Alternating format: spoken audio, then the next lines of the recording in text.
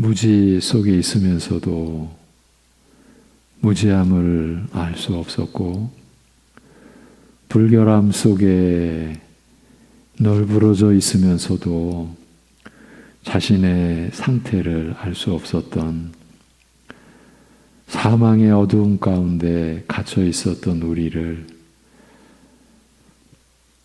택하시고 부르시고 믿음으로 세우신 우리 아버지 하나님, 그 은혜의 한량없으심과 우리를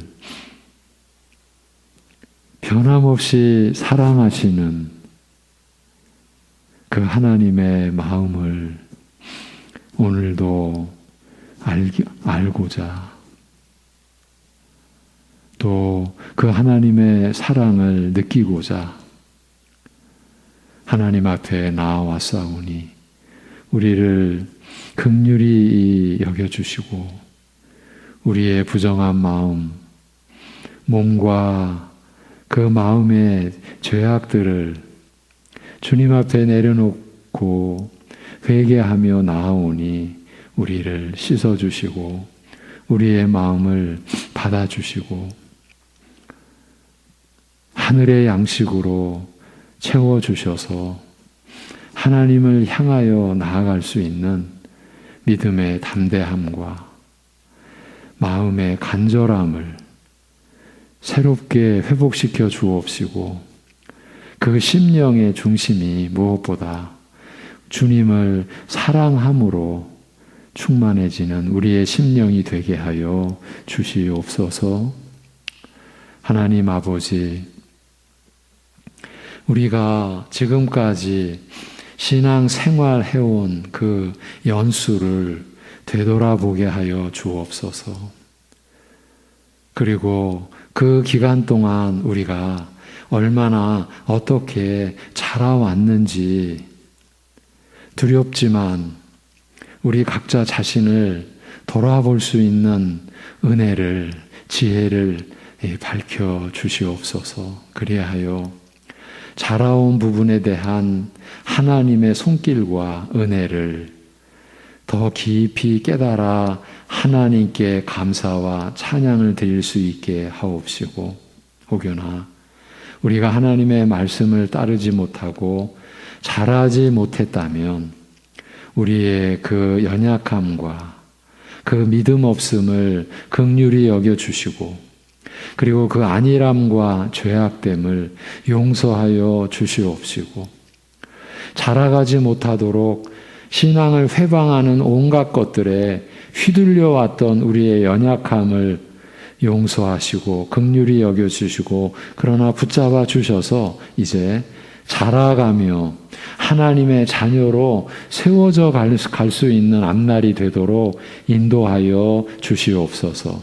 그러기 위하여 하나님의 말씀을 통해서 우리 주 예수 그리스도의 은혜를 오늘도 깨닫게 하시고 그 은혜를 체험하는 예배의 시간이 되도록 성령께서 우리 각자의 심령 속에서 역사하여 주시옵소서. 이 모든 것을 주님께 의탁드리옵고 주 예수 그리스도의 이름으로 기도하옵나이다. 아멘. 누가복음 11장 37절에서 54절입니다. 누가복음 11장 37절에서 54절.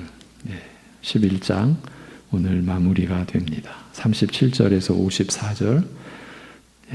말씀 제목은 대접의 겉은 깨끗이 하나, 이렇습니다. 대접의 겉은 깨끗이 하나. 누가복음 11장 37절에서 54절. 예수께서 말씀하실 때에 한 바리새인이 자기와 함께 점심 잡수시기를 청함으로 들어가 앉으셨더니 잡수시기 전에 손 씻지 아니하심을 그 바리새인이 보고 이상히 여기는지라. 주께서 이르시되 너희 바리새인은 지금 잔과 대접의 겉은 깨끗이 하나 너희 속에는 탐욕과 악독이 가득하도다. 어리석은 자들아, 겉을 만드신 이가 속도 만들지 아니하셨느냐. 그러나 그 안에 있는 것으로 구제하라. 그리하면 모든 것이 너희에게 깨끗하리라. 화 있을진저 너희 바리새인이여, 너희가 박하와 운향과 모든 채소의 11조는 들이되 공의와 하나님께 대한 사랑은 버리는도다. 그러나 이것도 행하고 저것도 버리지 말아야 할지니라. 화 있을진저 너희 바리새인이여, 너희가 회당의 높은 자리와 시장에서 문안 받는 것을 기뻐하는도다. 화 있을진저 너희여, 너희는 평토장한 무덤 같아서 그 위를 밟는 사람이 알지 못하느니라. 한 율법 교사가 예수께 대답하여 이르되, 선생님, 이렇게 말씀하시니 우리까지 모욕하심이니이다. 이르시되, 화 있을진저 또 너희 율법 교사여, 지기 어려운 짐을 사람에게 지우고 너희는 한 손가락도 이 짐에 대지 않는도다. 화 있을진저 너희는 선지자들의 무덤을 만드는도다. 그들을 죽인 자도 너희 조상들이로다. 이와 같이 그들은 죽이고 너희는 무덤을 만드니 너희가 너희 조상의 행한 일에 증인이 되어 옳게 여기는도다. 그러므로 하나님의 지혜가 일러스되, 내가 선지자와 사도들을 그들에게 보내리니 그 중에서 더러는 죽이며 또 박해하리라 하였느니라. 창세 이후로 흘린 모든 선지자의 피를 이 세대가 담당하되 곧 아벨의 피로부터 제단과 성전 사이에서 죽임을 당한 사가랴의 피까지 하리라. 내가 너희에게 이르노니 과연 이 세대가 담당하리라.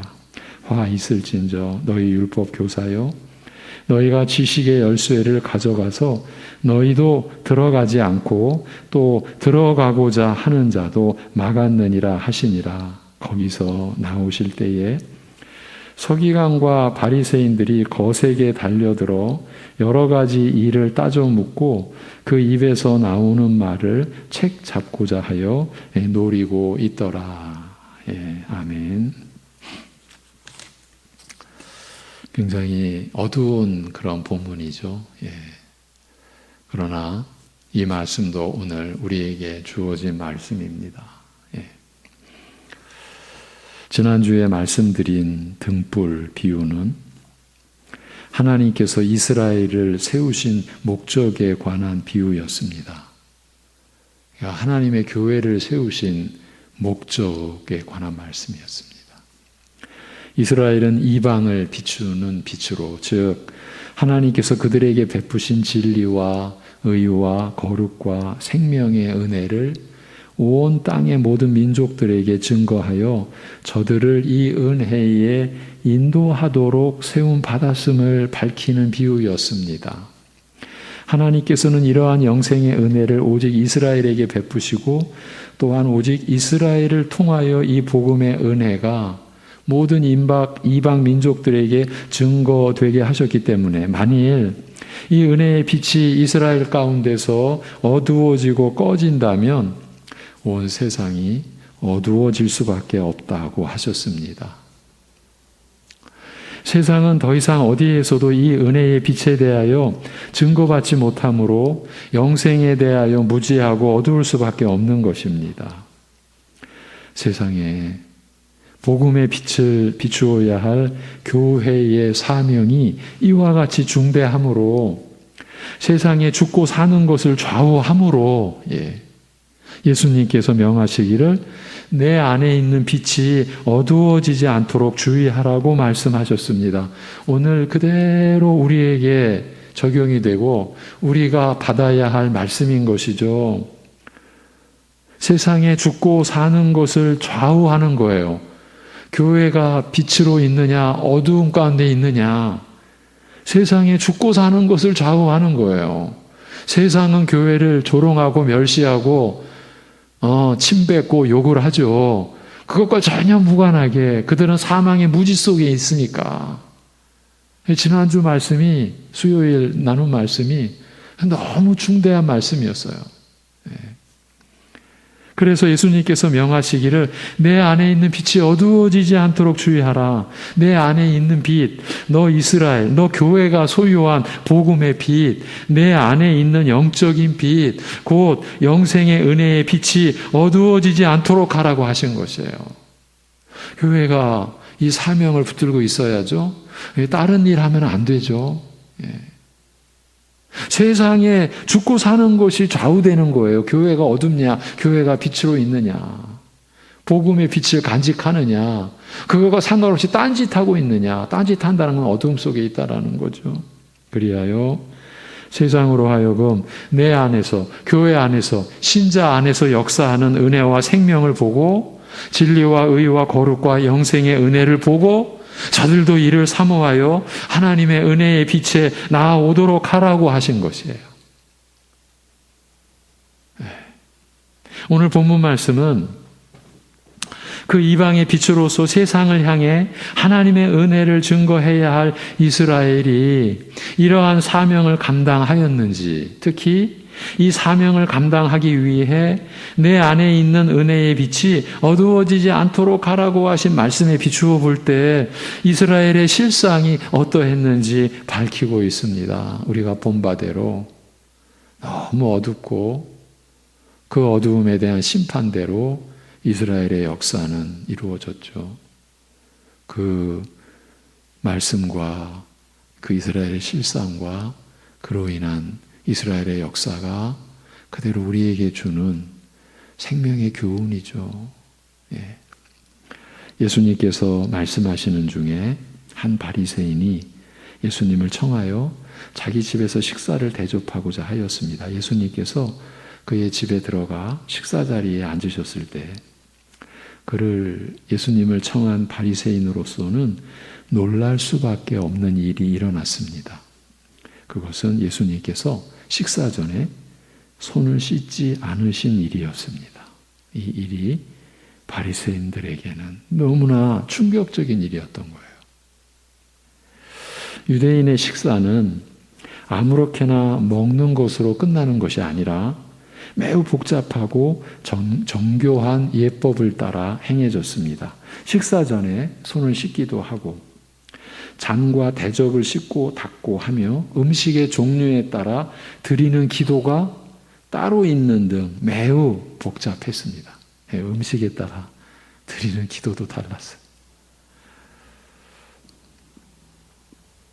요즘식으로 말하면 라면 먹을 때의 기도와 쌀밥 먹을 때의 기도가 다르다. 이렇게 되는 거죠. 예수님 당시의 예법과 일치하는 것인지 확인할 수 없으나 유대인의 손 씻는 예법의 한 예를 든다면 다음과 같습니다. 먼저 집에 들어가서 의자에 앉으면 그 하인이 물을 가져오고 그러면 손님은 한 손을 씻고 포도주 잔을 듭니다. 그 후 식사를 하기 위해 자리에 기댄다. 이런 식으로. 여러분 영화에서 보셨죠? 그 예수님 당시에 식사하는 법. 거의 비스듬히 눕듯이 식사를 하잖아요. 그리고 기대면 다시 물을 가져와 두 손을 씻게 합니다. 그리고 식사가 끝난 다음에 또 손을 씻습니다. 이러한 복잡한 예법이 단순히 손에 묻은 때를 씻고자 하는 뜻에서 생겨나지는 않았을 것이며 그들 나름대로 영적 의미를 담아 자신을 하나님 앞에서 정결하게 하고자 하는 정결 규례로서 세우고 지킨 예법일 것입니다. 또한 예수님께서 손을 씻지 않으셨을 때 바리새인이 놀랐다. 이를 기이하게 여겼다고 기록한 것으로 보아 이러한 외적 정결 규례들을 당시 유대인들이 얼마나 중요하게 여겼으며 또한 철저히 지켰는지 짐작할 수 있습니다. 그런데 예수님께서는 손을 씻지 않으셨습니다. 그리고 이를 이상하게 생각하는 바리새인에게 말씀하셨습니다. 이제 예수님의 의도하시는 바가 드러나기 시작하죠. 너희 바리새인들은 잔과 대접의 겉은 깨끗하게 하나 너희 속은 탐욕과 악이 가득하다고 하셨습니다. 너희의 정결 규례가 단순히 먼지나 때를 씻자는 것이 아니요 하나님 앞에서 자신을 정결하게 하고자 하는 의식일진데 그 정결 규례가 다 율법에서 이렇게 다 이루어진 것이니까요. 하나님 앞에서 너희를 정결케 하고자 하는 의식일진데 너희의 정결 규례는 완전히 무의미해졌다는 뜻입니다. 왜냐하면 너희가 손과 잔의 대접의 겉은 깨끗이 씻으나 정작 너희 속은 전혀 씻지 않아서 온갖 탐욕과 악이 가득하다라는 지적이기 때문입니다.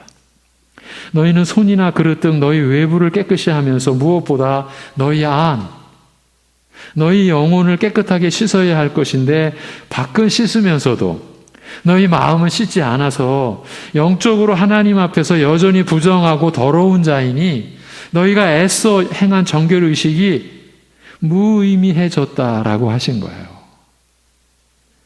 무슨 의미냐라는 거죠. 예. 외부적으로는 그와 같이 힘들여 철저하게 깨끗이 하였으나 정작 중요한 마음은 빠져 있었던 것입니다.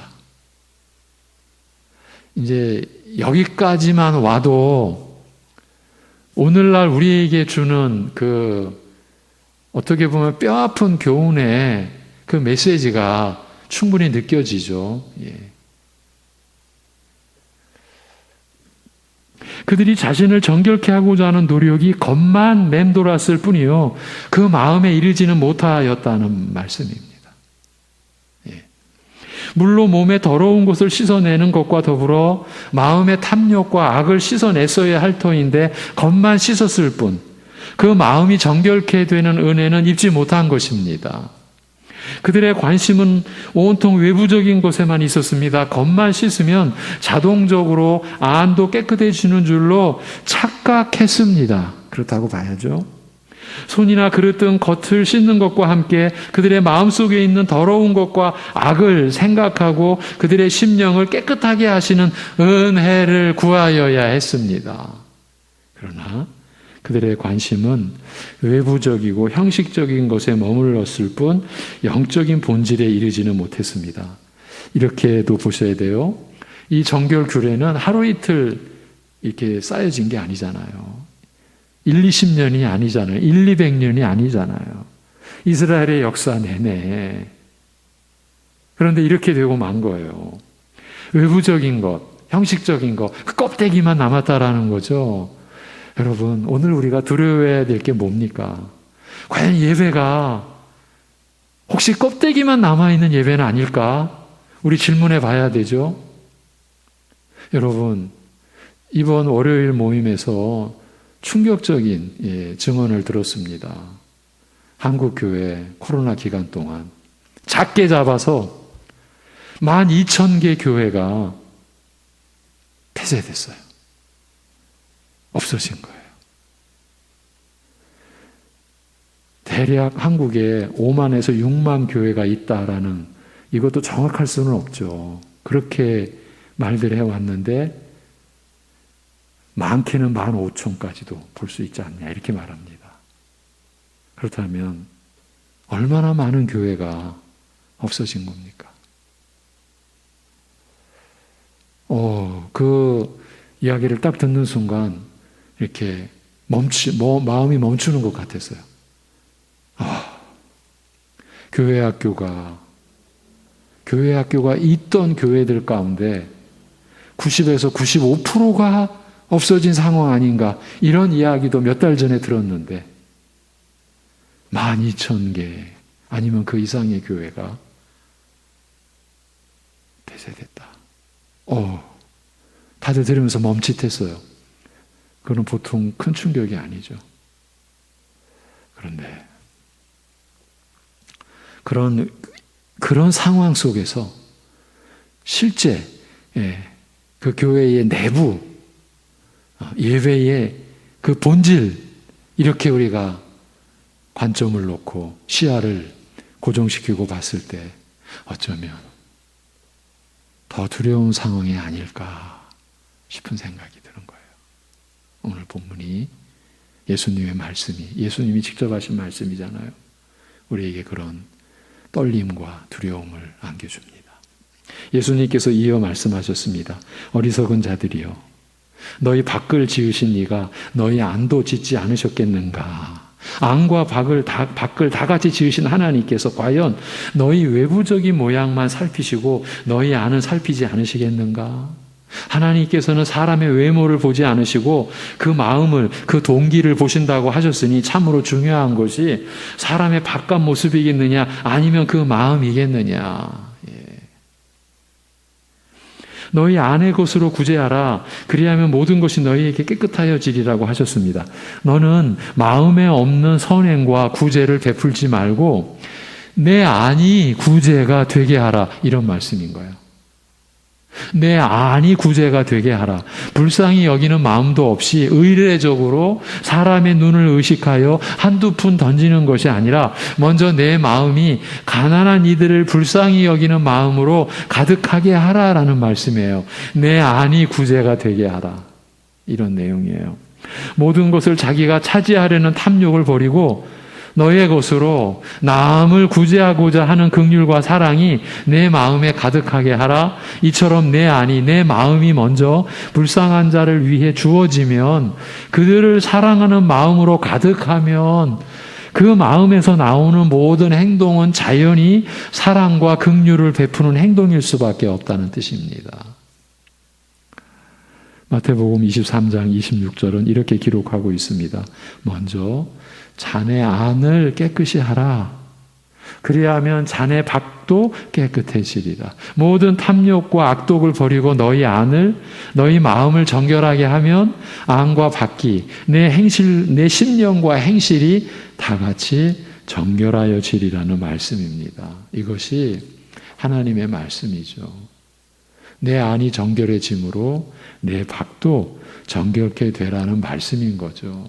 그런데 구약교회는, 이스라엘은 구약교회라고 우리가 볼 수 있죠. 껍데기만 붙들고 있었던 거예요.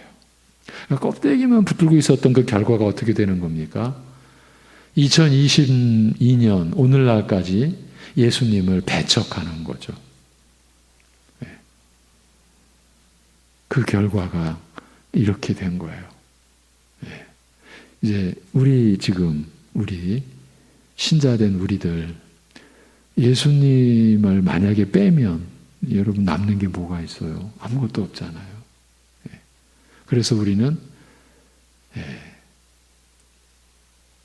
오늘 새벽 예배 때 그런 고백을 우리가 나눴는데 예수님으로 충분합니다. 이렇게 고백을 하잖아요. 성령께서 우리 안에서 역사하는 열매가 바로 그렇습니다. 예수님으로 충분합니다. 이 고백이라는 거잖아요. 예수님으로 족합니다. 그러한 고백이 실제적으로 이제 바울이 디모데에게 편지한 내용 속에 먹을 것과 입을 것이 있은즉 족한 줄로 알지니라.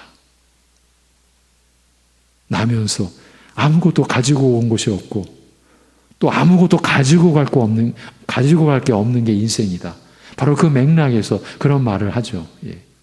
이게 무슨 불교 경전에 나오는 게 아니라 공술의 공수고, 이게 불교 경전에서의 말이 아니라 하나님 말씀이 성경의 기록이에요. 그러면서 먹을 것과 입을 것이 있는즉 족한 줄로 알라. 그러한 얘기를 했죠.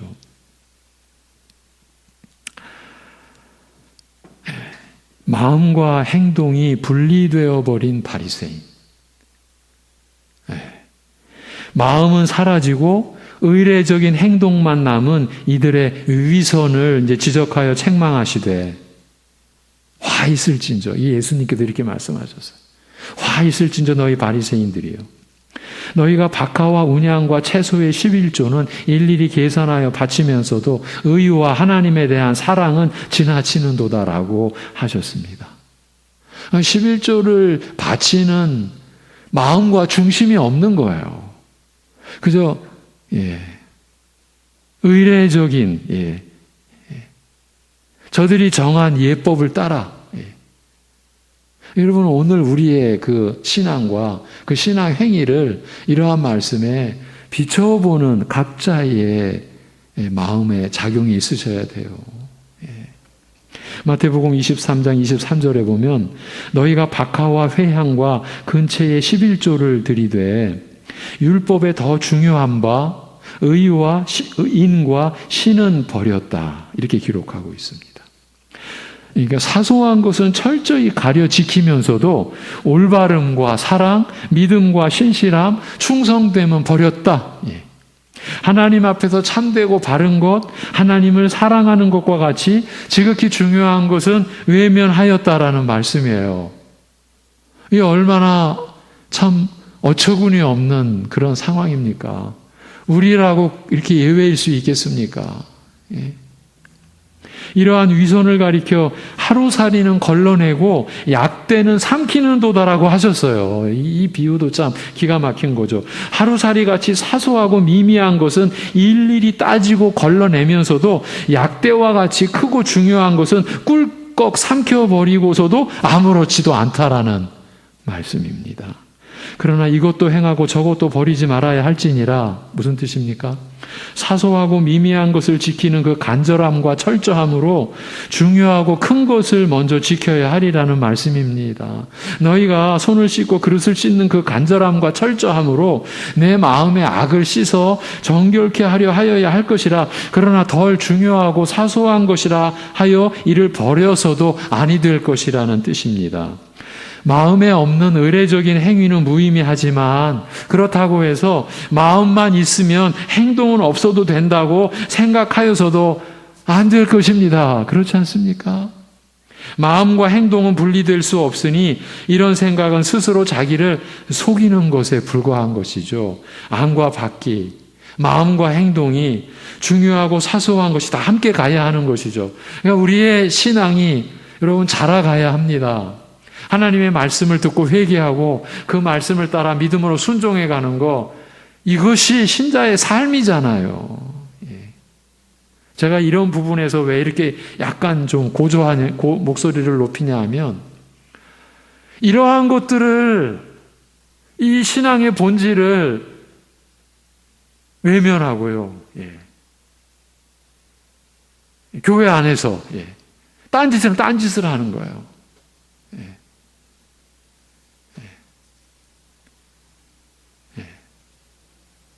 요즘도 성령 춤을 추는 교회들이 있답니다. 이건 너무너무 참,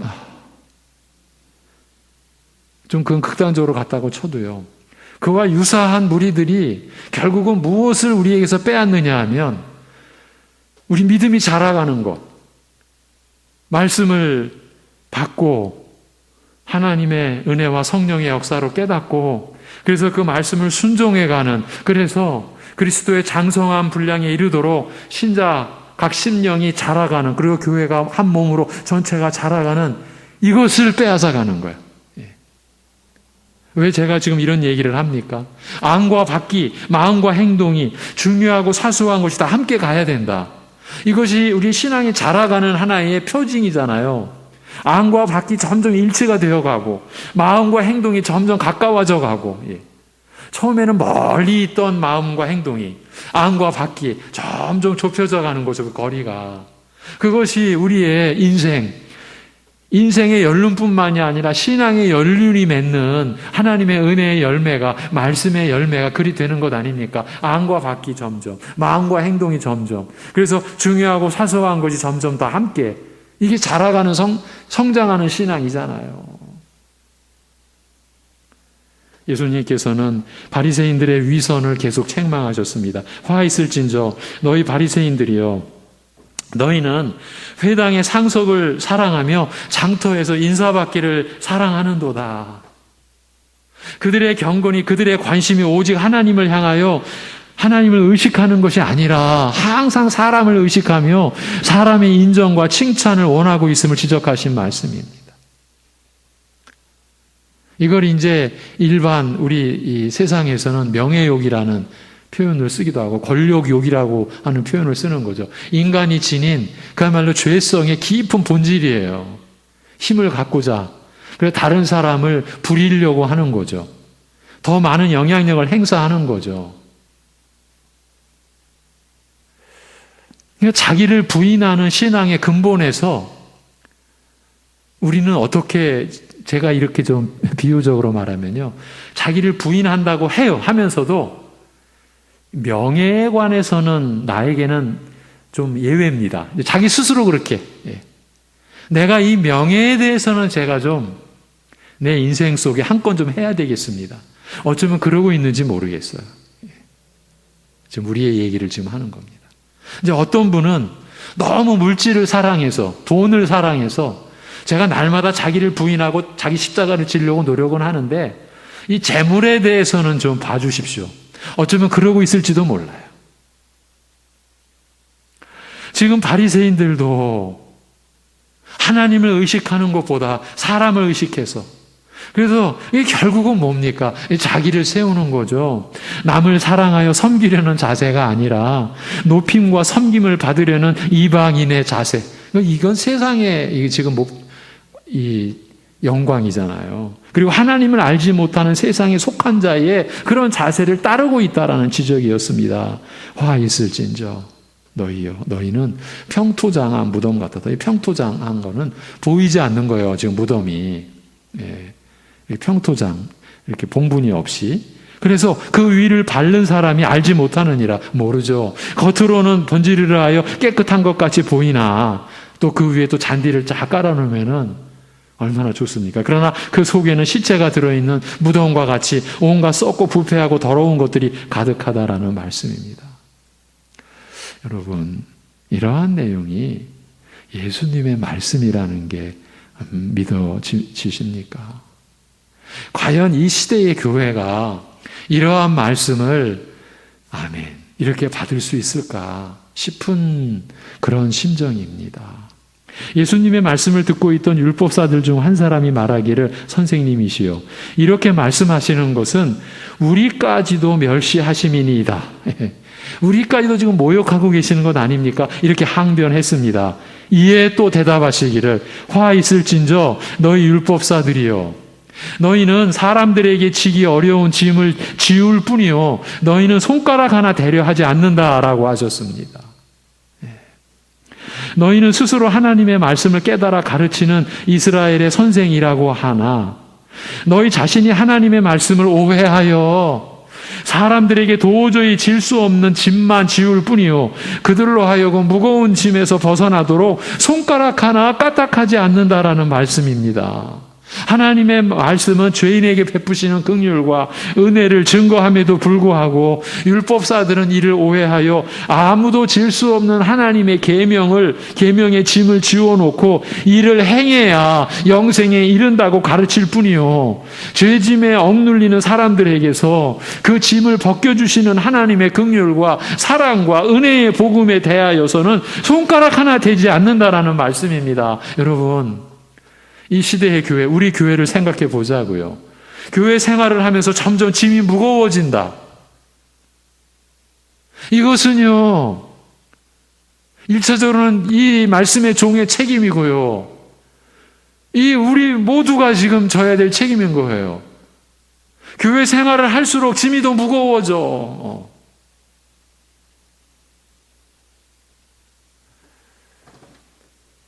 이러한 일이 초대교회 예수님 당시에 뿐만 아니라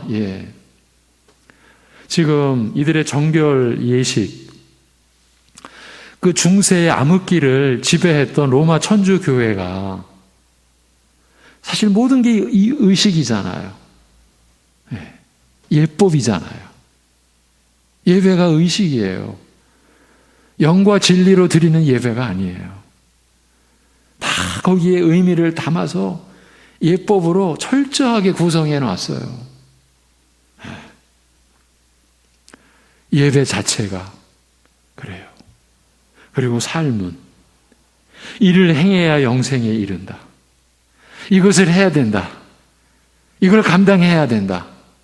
여러분, 이제 우리 얘기를 하자고요. 우리 송내 중앙교회 지금 우리 사역자들이 이 강단에 서서 여러분에게 전하고 증거하는 말씀을 혹시 그렇게 받으십니까? 그래서 신앙생활 할수록 야, 이거 어떻게 신앙생활 하라는 거야? 이게 갈수록 짐을 지우니 어떻게 하라는 거야? 그렇습니까?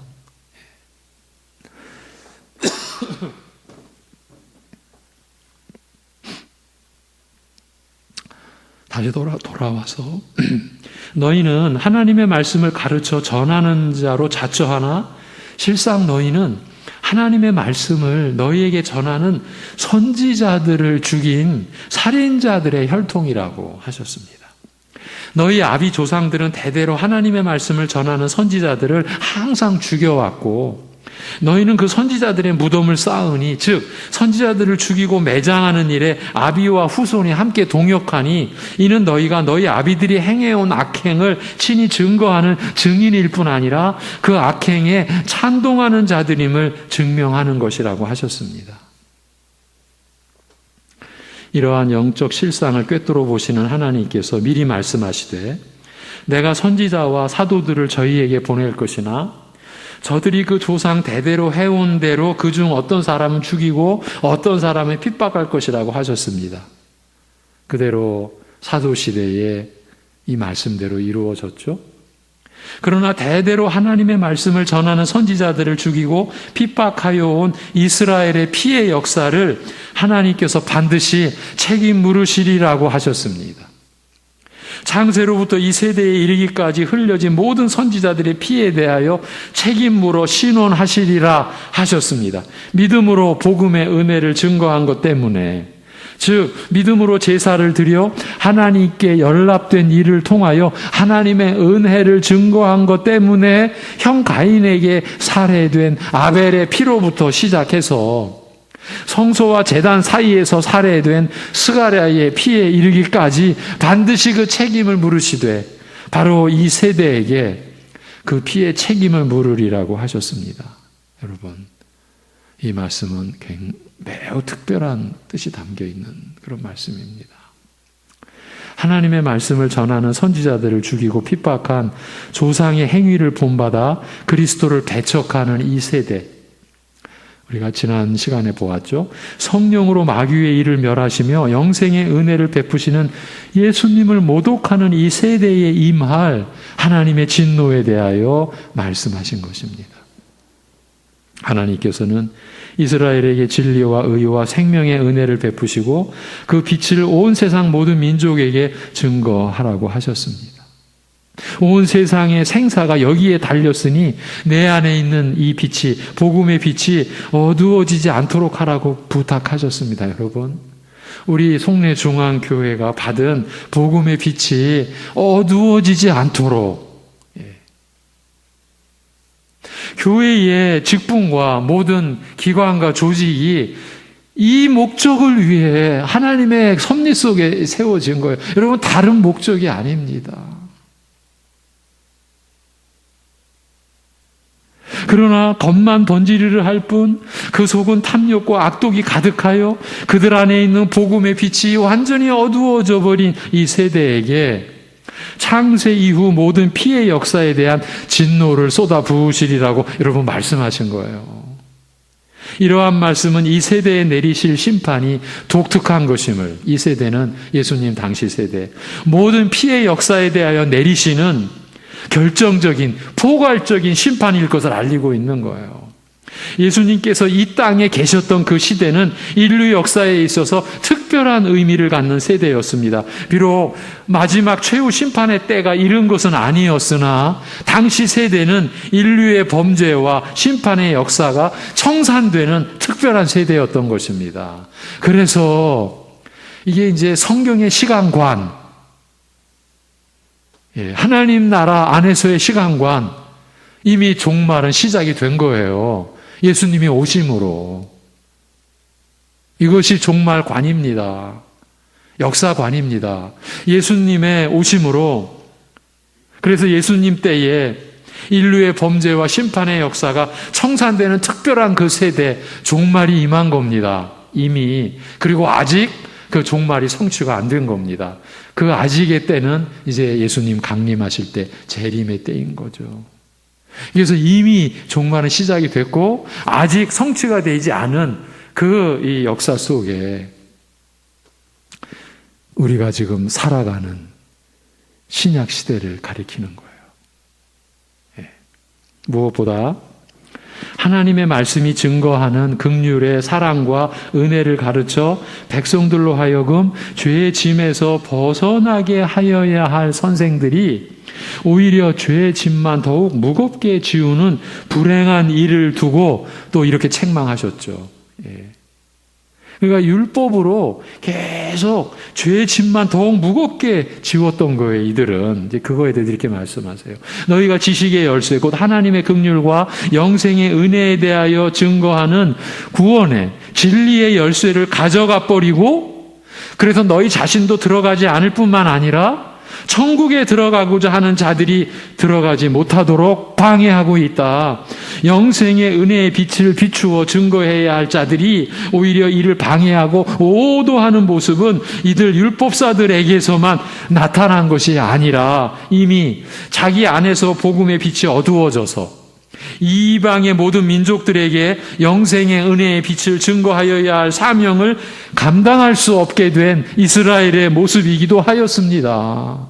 자신도 들어가지 않고 남이 들어가는 것을 방해하고 오도하는 이스라엘에게 엄중한 책임을 물을 일이 있을 것을 오히려 이방은 이 은혜를 사모하고 영접하는 반면 나라의 본백성 이스라엘은 외면하고 배척하는 이 세대의 죄에 대하여 무서운 진노와 심판이 임할 것을 예수님께서 증거하신 거예요. 그거 오늘 본문이에요. 네, 여러분 그 본문을 우리가 보기 전에 지금 우리가 하나님의 긍휼과 영생의 은혜에 대하여 증거하는 구원의 진리를 그 열쇠를 감추는 교회입니까? 이 생명의 열쇠를 베풀고 나누는 교회입니까? 우리 자신을 봐야죠. 네. 우리가 무엇을 위해 기도해야 되는지 오늘 말씀 전체가 우리에게 가르침을 주죠.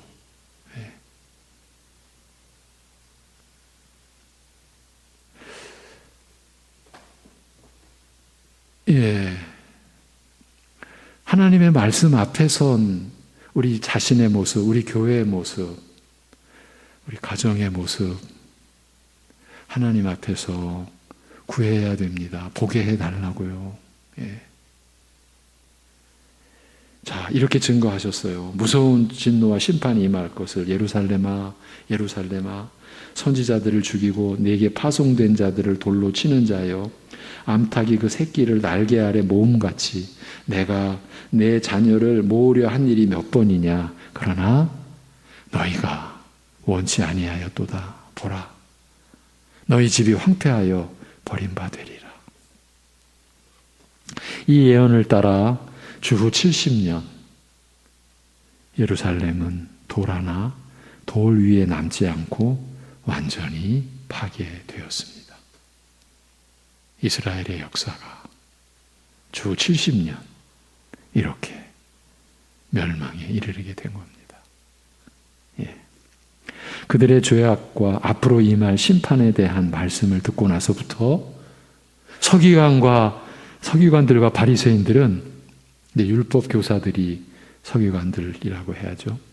바리새인들은 예수님에 대하여 도끼 어린 적의를 품게 되었으며, 여러 가지 일로 예수님을 힐문하고 그가 하시는 말씀에서 꼬투리를 잡고자 이제 노리게 되었습니다. 죽이겠다라는 거죠. 그러니까 이러한 말씀 앞에서 물론 하나님의 그 경륜 속에 회개하고 하나님의 은혜를 구한 분들이 없다고 볼 수는 없죠. 그런데 대부분은 이러한 오히려 적의를 품고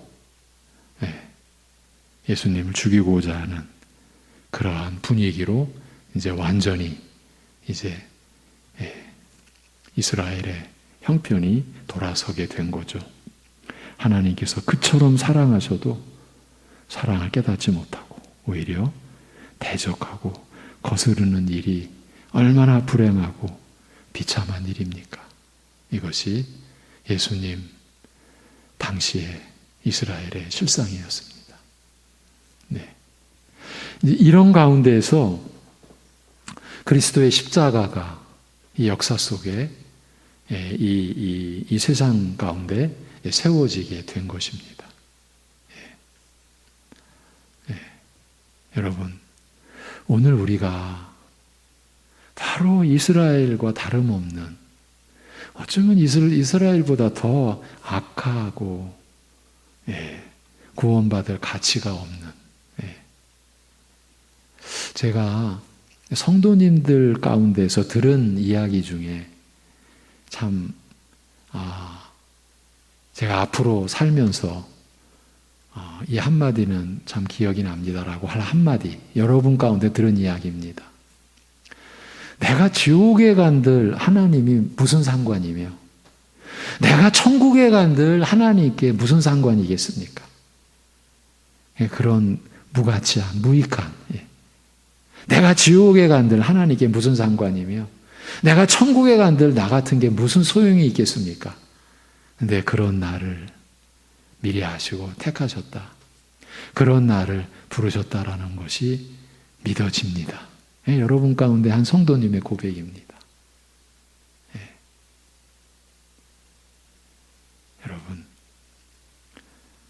그러한 가운데 예수님의 십자가는 세워졌어요. 그 얘기는 온 인류 역사가 그 형편이라는 거예요. 이제 우리 자신에게 좁혀와서 우리가 그런 가운데서 하나님의 은혜를, 긍휼을 입은 거예요. 그러면 그 긍휼의 은혜를 우리가 말씀을 통해 성령의 깨닫게 해주시는 은혜를 통해서 바로 깨닫고 그 은혜를 누리며 살아야죠. 십자가의 은혜를 누리면서 사셔야죠. 우리가 그 은혜를 얼마나 누릴까? 라는 질문을 제가 제 스스로에게, 저는 이제 말씀의 종으로서의 드리는 제 자신에게 하는 질문이잖아요. 죄스러움이 이루 말할 수가 없어요. 여러분 한 분 한 분이 이러한 은혜를 누려야 되는데, 이 은혜라고 하는 것은 짐이 아니에요. 지금 율법 교사들이 이걸 행해야 된다, 짐 지우는 그런 짐이 아니잖아요. 예수님께서 다 행하셨고 다 이루셨고, 행하셔서 우리에게 가져와 주시는 것도, 이루신 거는 아버지의 뜻을 따라 아들이 이루셨고, 우리에게 가져오시는 것은 성령께서 가져와 주셨고, 또 영생의 끝까지 이걸 지켜주시는 분도 하나님이시잖아요. 그럼 우리는 그 안에서 이 은혜를 누려야 되잖아요. 그런데 왜 우리가 신앙생활하면서 짐지듯이 신앙생활을 하고 있을까? 왜 그런 모습이 보일까? 왜 신앙생활하면서 딴짓을 할까? 왜 하나님 나라의 교회 안에서 왜 다른 목표가 자꾸 보일까? 왜 교회가 하나의 방향을 향해서 나아가지를 못할까? 이런 여러 가지 현실적인 아픔과 고통과 쓰라림과 이러한 것들이 우리를, 이 은혜를 못 누리게 하는 것들인 거죠. 사단이 또 역사하는 거죠. 우리가 이러한 은혜를 누리며 살아가야 합니다. 오늘 여기까지 하겠습니다. 기도하겠습니다. 하나님 아버지, 주 70년 돌 하나, 돌 위에 남겨지지 않을 그러한 하나님의 무서운 심판과 진노하심에 이르게 될 그 당시 세대를 향한 예수님의 준엄하신 그러한 책망의 말씀을 오늘 우리가 봤습니다. 겉과 속이라고 하는 예수님의 지적 앞에 우리는 엎드릴 수밖에 없음을 고백합니다. 하나님 아버지, 저들이 말씀을 오해하여 그 생명의 지식의 열쇠를 가져가 버리고 자기들도 안 들어가고 들어가고자 하는 이들도 막고 있는 그런 세태에 대한 하나님의 진노하심, 오늘 우리 역시 이러한 말씀을 받아야 마땅한 이 세대가 아닌가 하는 두려움 앞에서 하나님께 구하옵나니 우리를 긍휼히 여겨 주옵시고, 진실로 말씀의 종들이나 모든 성도들이 하나같이 하나님의 그 긍휼과 은혜를 바로 알고 또 그 은혜를 바로 누리는 삶에 우리가 다 참여할 수 있게 인도하여 주옵소서. 그 중심에는 그리스도의 십자가, 우리의 범죄함을 위하여 죽음에 내어주시고 우리의 의를 이루시기 위하여 다시 살아나신 그리스도의 은혜에 있음을, 이것이 아버지 하나님의 뜻임을, 성령께서 우리 안에서 바로 그리스도의 은혜를 나타내 주심을, 그래서 헛된 것, 거짓된 것, 결코 잘못된 것, 오해된 곳에 우리의 영혼이 얽매여서 하나님을 자유롭게 사랑하지 못하고 하나님을 사랑함과 자유함으로 예배드리지 못하고 그 다른 어떤 율례와 율법에 이들이 겉만 번지르르게 만들어 놓았던 정결 규례에 온 영혼이 사로잡혀 있듯이, 그래서 자신들의 아는 그 탐욕과 악독으로 가득했던 것처럼 우리 역시 그러한 겉만 번지르르한 믿음의 외모와 외양만을 붙들고 있는 것은 아닌지 보게 하여 주옵소서. 그리고 우리 실제로 하나님의 은혜를 우리가 얼마나 누려왔고 우리가 얼마나 믿음에서 자라왔는지를 보게 하여 주시옵소서. 우리의 외모로 인하여 드러나는 것이 아니라 우리가 실제로 중생의 은혜를 얼마나 누리고 있고 그리스도의 십자가의 구속의 은혜를 우리가 얼마나 경험하고 체험하면서 살아가고 있는지를 우리 각자 보게 하여 주옵소서. 하나님 아버지, 이 시대의 교회를, 우리 송내 중앙교회를 살펴주옵소서. 긍휼히 여겨 주시옵소서. 과연 말씀이 본래 기록된 말씀으로 드러나 전해지고 성령이 그 말씀으로 우리를 살리고 있는 것인지, 아니면 우리가 듣고 싶은 말, 우리가 찾고자 하는 말, 그러한 말을 찾아서 오늘도 헤매고 있는 것은 아닌지 우리 자신을 보게 하시고 우리를 인도하여 주옵소서. 이러한 가운데서 육신적으로나 또 삶의 외적인 여러 가지 면으로 많은 고통과 시험과 어려움에 처하고 있는 우리들을, 그러나 하나님은 함께 하시고 떠나거나 버리시지 아니하시고 동행하시고 결코 부끄러워하지 아니하시고 우리를 기뻐 여기시고 우리와 함께 하시는 그 믿음으로 인하여 그 어려움 고통 속에서도, 외로움과 두려움과 적막함 속에서도 주님의 함께 하시는 임마누엘의 그 은혜를 누리면서 그 어려움 속에서도 주님을 의지하고 주님께 맡김으로 인한 찬송이 일어날 수 있게 하여 주시옵소서. 이 모든 것 주님께 의탁하오며 우리 주 예수 그리스도의 이름으로 기도하옵나이다. 아멘.